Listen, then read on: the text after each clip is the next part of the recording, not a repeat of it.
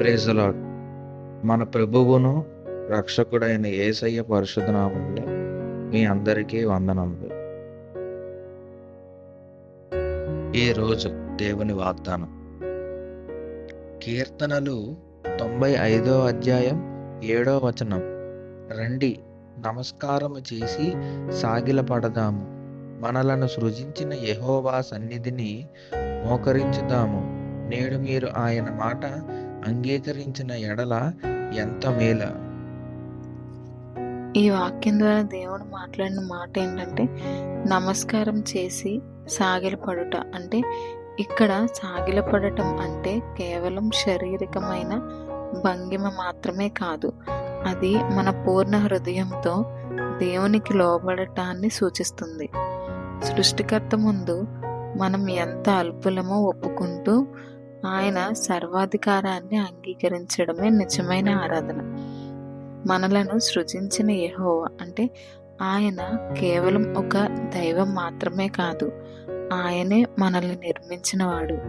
ఒక శిల్పికి తన విగ్రహం మీద ఎంత హక్కు ఉంటుందో, మనల్ని సృజించిన దేవునికి మన మీద అంతకంటే ఎక్కువ హక్కు ఉంటుంది. మనం ఆయన సొత్తు అని ఈ వచనం గుర్తు చేస్తోంది.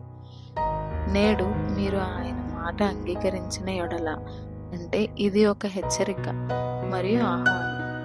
దేవుని మాట వినడానికి రేపు వరకు ఆగొద్దు, ఈ క్షణమే స్పందించండి అని అర్థం.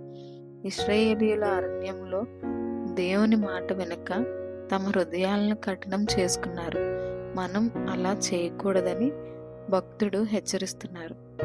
ఎంత మేలు అంటే ఆయన మాట వినడం వల్ల మనకు కలిగే క్షేమాన్ని, ఆశీర్వాదాన్ని ఇది సూచిస్తుంది.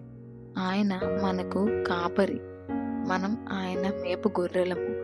కాపరి మాట వింటేనే గొర్రెలకి రక్షణ, ఆహారం లభిస్తాయి. ఈ వచనం మనల్ని వినయానికి మరియు విధేయతకు పిలుస్తోంది. దేవుని సన్నిధిలో మోకరించడం అంటే మన గర్వాన్ని విడిచిపెట్టడం.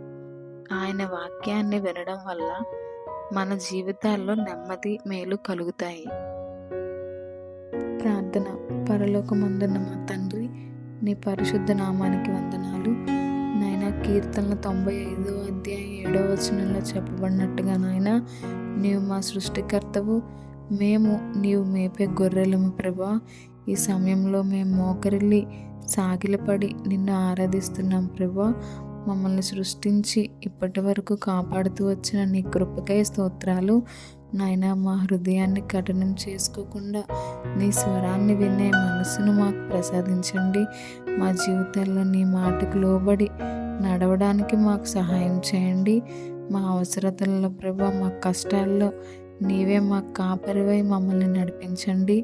నీ మాట విని ప్రభా, నీకు లోబడి జీవించే కృపను మాకు దయచేయమని, దాని ద్వారా కలిగే మేలులకు నాయన మేము అనుభవించేలా చేయమని వేడుకుంటున్నాం ప్రభా.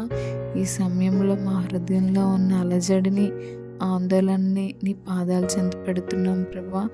లోకం ఇచ్చే శాంతి వంటిది కాక నీవు మాత్రమే ఇవ్వగలిగే నిజమైన సమాధానాన్ని మా హృదయాల్లో నింపమని వేడుకుంటున్నాం ప్రభా. రేపటి గురించి భయాలు, గతంలో నాయన చేదు జ్ఞాపకాలు నాయన మమ్మల్ని వేధిస్తుంటే నాయన నీవు ఇచ్చే నెమ్మదితో మమ్మల్ని నింపండి. నా సమాధానమునే మీకు అనుగ్రహించుచున్నాను అని చెప్పే నీ వాగ్దానం ప్రభా మా జీవితాల్లో నెరవేర్చండి.